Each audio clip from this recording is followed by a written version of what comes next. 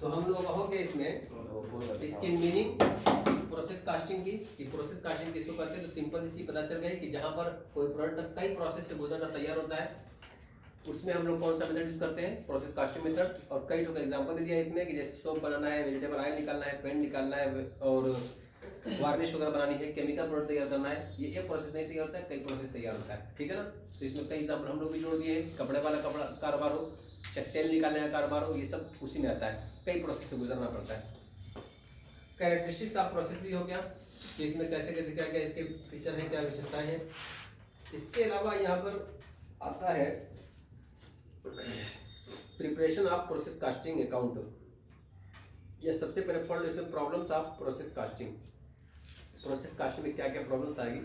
तो सबसे पहले लिखा गया इसमें वेस्टेज ऑफ मटेरियल। जो मटेरियल उसमें कंज्यूम करने वाले हैं उसमें कुछ न कुछ मटेरियल तो कंज्यूम करने से पहले क्या हो जाता है, लॉस होता है। दो तरह का लॉस बताया गया था, नॉर्मल और एबनॉर्मल। कौन सा? Normal abnormal. यानी कि वेस्टेज इसमें दो तरह का होगा।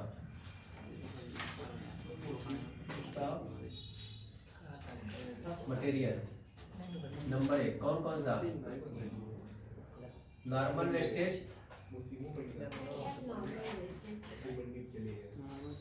और एबनॉर्मल।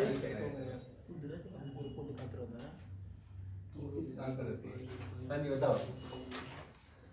नॉर्मल वेस्टेज और एबनॉर्मल वेस्टेज, सामान्य हानि, असामान्य हानि बोलते हैं इसको। साधारण हानि या असाधारण हानि बोलते हैं। और ये दोनों का थ्योरी में क्वेश्चन ही पूछता है, नॉर्मल लॉस और एबनॉर्मल लॉस।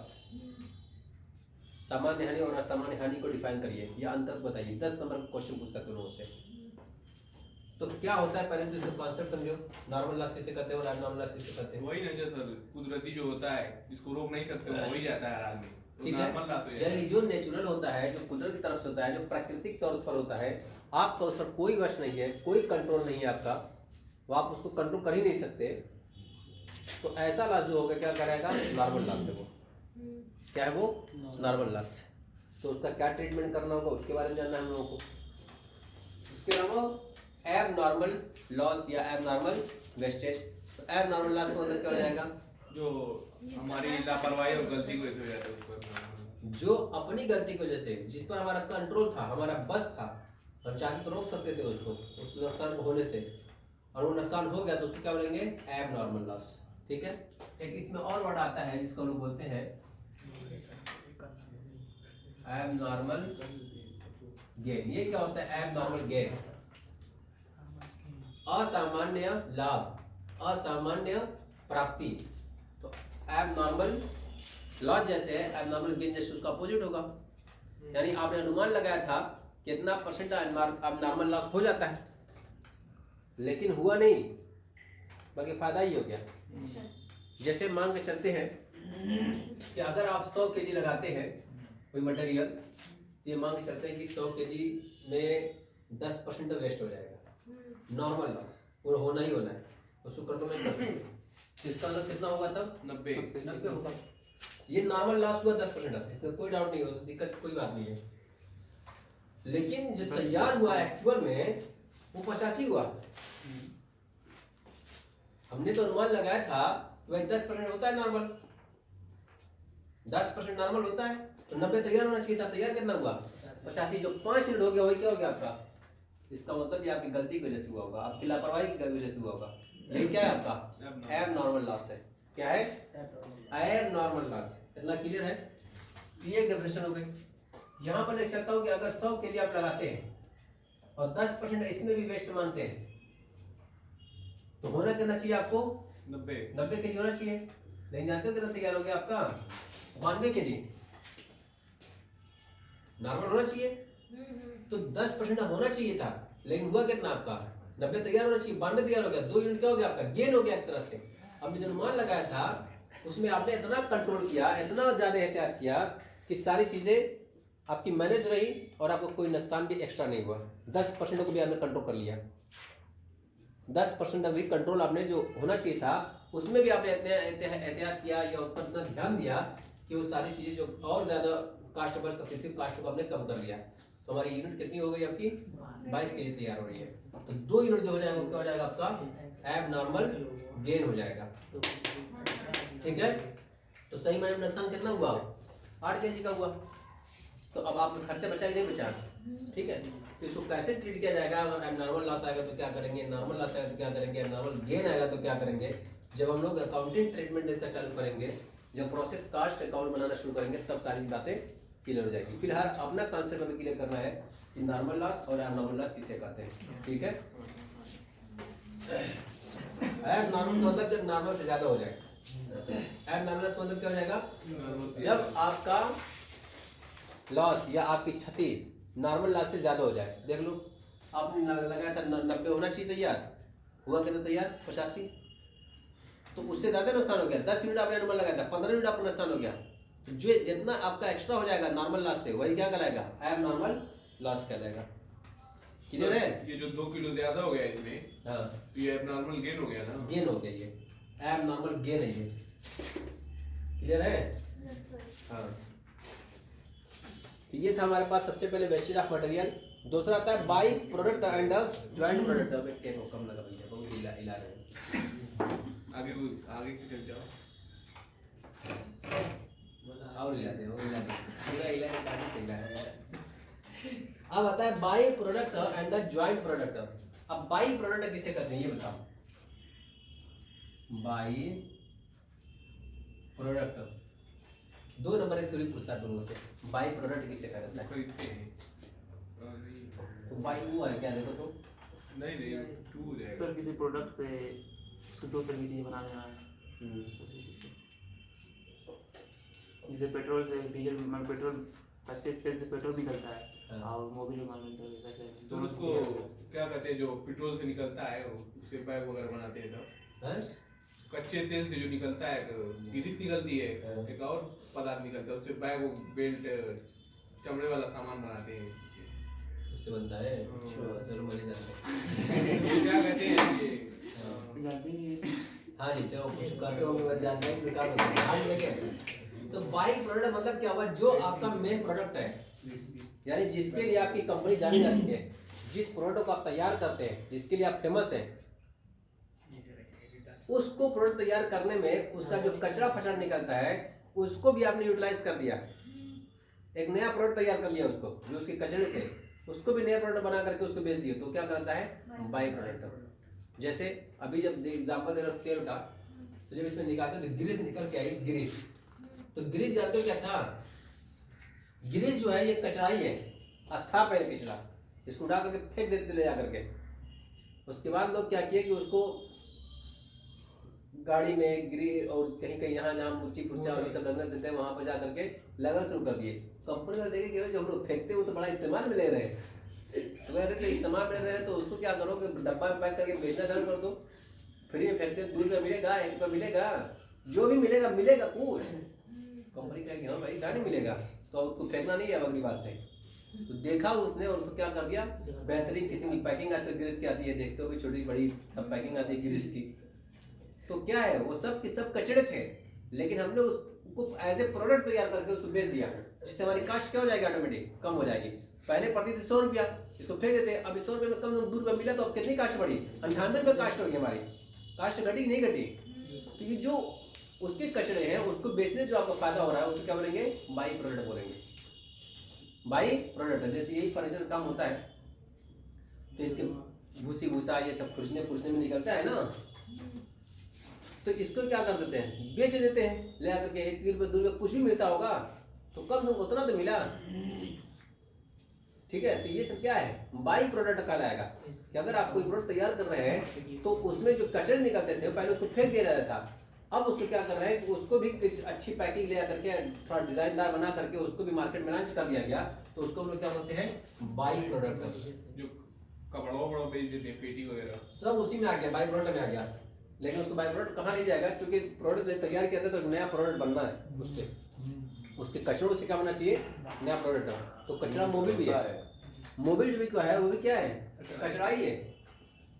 जब सफाई की जाती है, जब तेल की रिफाइनिंग की जाती है, तो तेल अलग हो गया, तो इसमें सब कचरे ही निकल रहे हैं, ग्रीस के रूप में निकल रहे हो, चाहे मोबिल के तेल मोबिल निकल रहा हो, ये सब क्या है आपके ये सब के सब कचरा ही है, लेकिन इसको फेंक देते थे पहले, नाली में बहा देते थे, लेकिन बाद में वही हुआ कि लोग बर्गर गए इस्तेमाल कर चालू कर दिए, कंपनी को देखा नहीं गया यार कुछ तो मिलेगा, कुछ तो मिलेगा, लोग इस्तेमाल कर रहे हैं उसको, और लोग जब नहीं इस्तेमाल कर रहे हैं तो हम भी तो फेंकते हैं, तो ले आओ उसको, हम लोग फेंकेंगे नहीं, इस्तेमाल भी नहीं करेंगे, उनको गरज होगी तो हमारे वजह से खरीदेंगे, तो गरज हुई तो डब्बा में पैक कर करके बेचना चालू कर दिए, हम लोग लेना चालू कर दिए। ग्रीस 10 रुपए की मिलती है, 10 रुपए। ग्रीस है, कुछ नहीं, वही कर रहे हैं, कुछ तो मिला उनको 5 या 10 रुपया, मोबाइल से मिल गया, ग्रीस से मिल गया, ठीक है।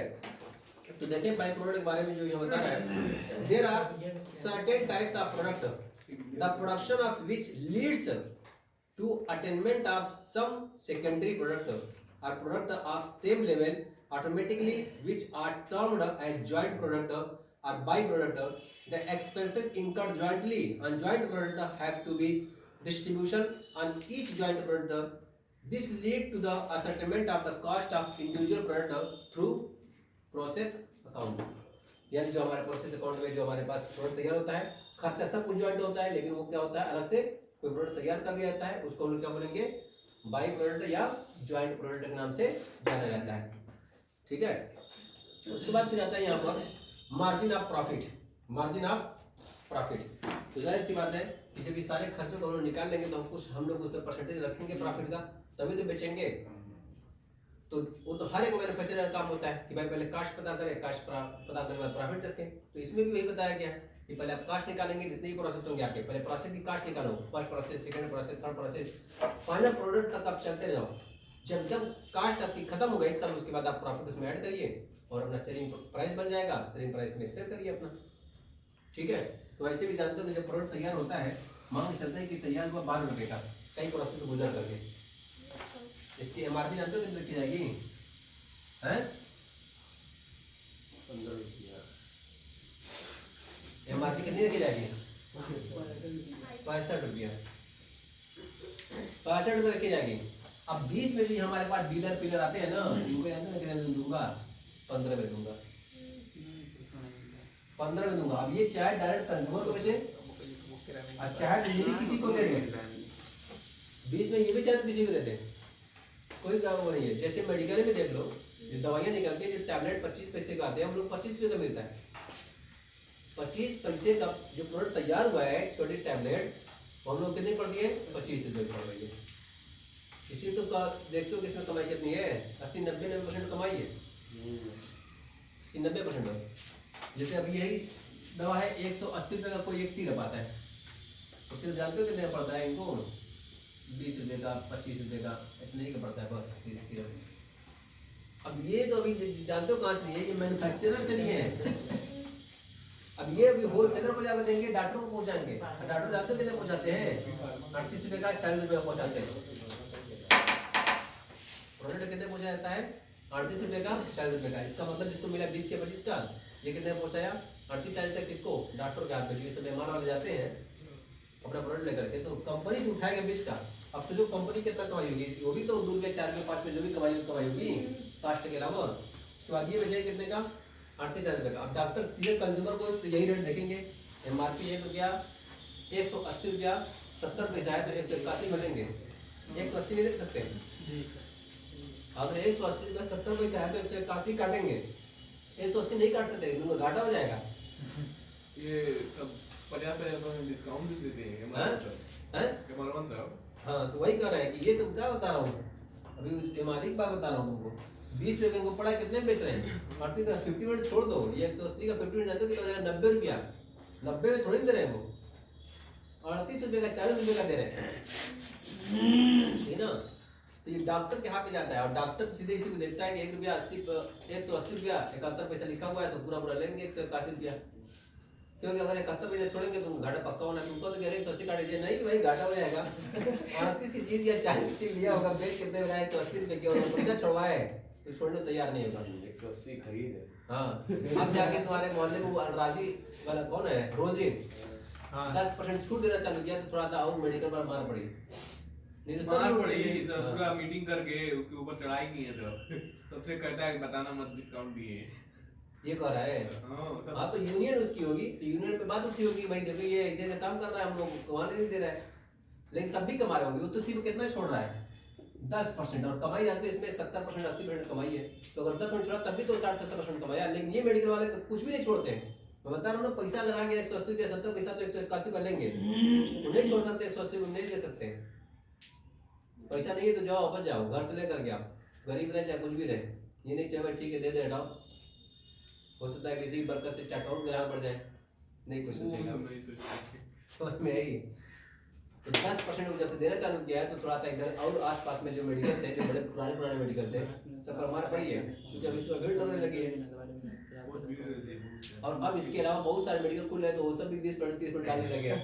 मतलब तब तक ये पोल नहीं पता थी हम लोगों को कि कितनी कमाई इसमें है। बस ये जाने तो कमाई है भाई, कमाई तो है, कारोबार में हर कमाई है भाई। मैं कुछ भी करूंगा तो कमाने के लिए बैठा हूँ ना। लेकिन ऐसा नहीं कि 40 रुपये चीज लेके आओ 80 में उड़ा दो, तो 10% कम दिया तो कम से कम 20 रुपये कम हुआ, अब 160 की मिल रही है। तो ये कहने का मतलब हमारे पास है कि बाई प्रोडक्ट किसको कहते हैं। तो बाई प्रोडक्ट मतलब क्या हो जाएगा, जो मेन प्रोडक्ट तैयार होता है, मेन प्रोडक्ट, उसके प्रोडक्ट के साथ साथ कोई और प्रोडक्ट तैयार हो जाए, ठीक है ना, उसी को हम लोग क्या कहेंगे, बाई प्रोडक्ट या ज्वाइंट प्रोडक्ट के नाम से जानते हैं। और उसमें एक निश्चित प्रॉफिट रखी जाएगी। अब प्रॉफिट हमें बताया कि प्रॉफिट होती है ना मात्र हम रखते हैं, लेकिन उसका जो एमआरपी रखा रहता है हमेशा 5 गुना 6 गुना 7 गुना रखा रहता है। यानी 10 रुपए की चीज है तो मैं उसको कितने रखूंगा, 50 रुपए की, 60 रुपए 70 रुपए रखूंगा एमआरपी रेट, ताकि बीच में जितने भी चैनल हो सब कुछ ना कुछ कमा ले, ठीक है ना। इससे एमआरपी क्या रखी जाती है, हमेशा ज्यादा रखी जाती है। लेकिन कोई भी प्रोडक्ट एमआरपी से ज्यादा नहीं बेच सकता है, एमआरपी रेट से ज्यादा नहीं बेच सकता। ये इसके लिए कंज्यूमर फोरम बनी हुई है अलग से, इसके लिए इंडिया में एक एक्ट बना हुआ है, कंज्यूमर फोरम एक्ट, ठीक है ना। उसने ये बताया गया कि कोई भी प्रोडक्ट एमआरपी से ज्यादा नहीं बिक सकता है। इसलिए कंपनियां जो एमआरपी बड़ा सोच समझ कर रखती हैं कि कई चैनल अगर हो तो कभी ऐसा ना हो कि लास्ट वाले को कुछ प्रॉफिट में बचे, इसलिए इतना ज्यादा रखते हैं कि सब 2 रुपये कमाते रहेंगे, तब भी कोई दिक्कत की बात नहीं होगी। तो एमआरपी से ज्यादा नहीं होता। लेकिन बहुत सारे प्रोडक्ट ऐसे भी होते हैं जो एमआरपी से ज्यादा हम लोग लेने पर मजबूर होते हैं।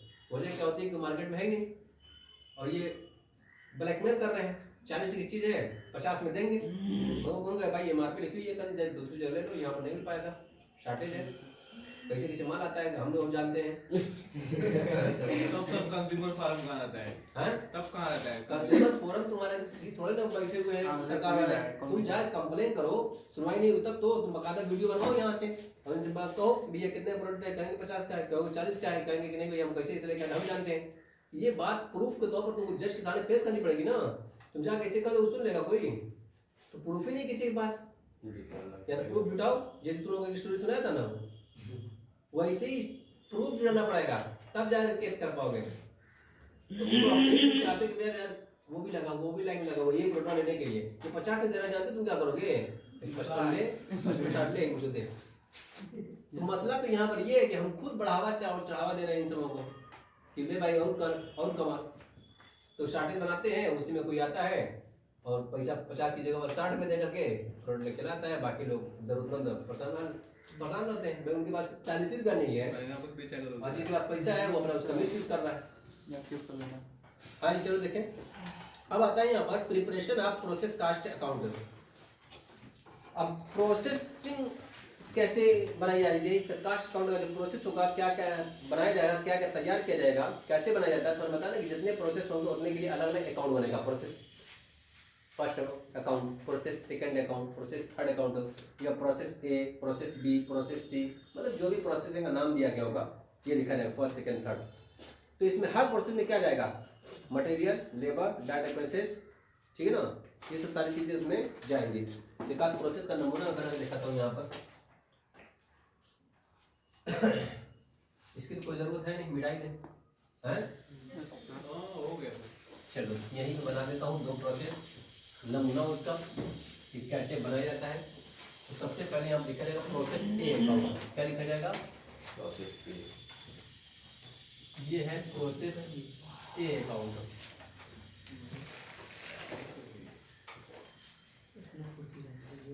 इसको भी बना ही देता हूँ, लेकिन चलो इसको बाद में कोई जरूरत पड़ेगी तब बनाएंगे, एक बार जरूरत पड़ेगी।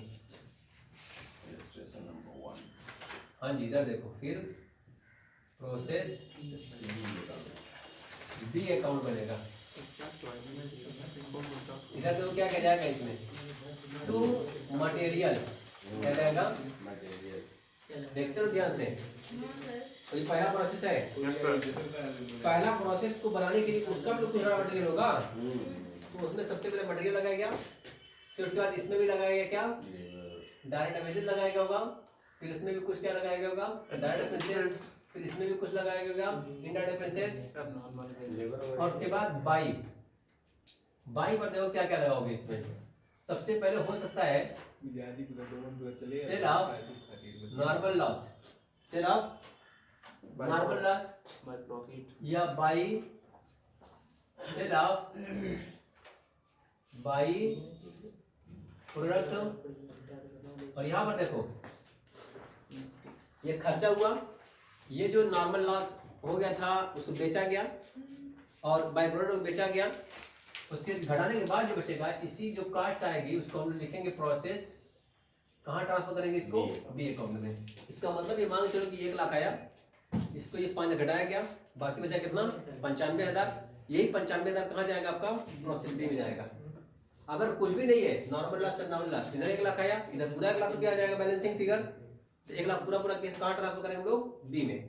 अब जब ये बी में आएगा, यहाँ पे जानते हो क्या लिखेंगे, प्रोसेस ए अकाउंट। सबको पता है कि अगर प्रोसेस बी में है तो बी में जाएगा, जैसे बाई में है तो इसमें 2 में जाएगा, जिस अकाउंट से आ रहा है उसका अकाउंट नाम लिखेंगे यहाँ पर। इसका मतलब इसके लिए सबसे पहला जो प्रोसेस होगा वो आया प्रोसेस ए से, ये खर्चा 95,000 हो चाहे 1 लाख रुपया हो, ये आएगा आगे।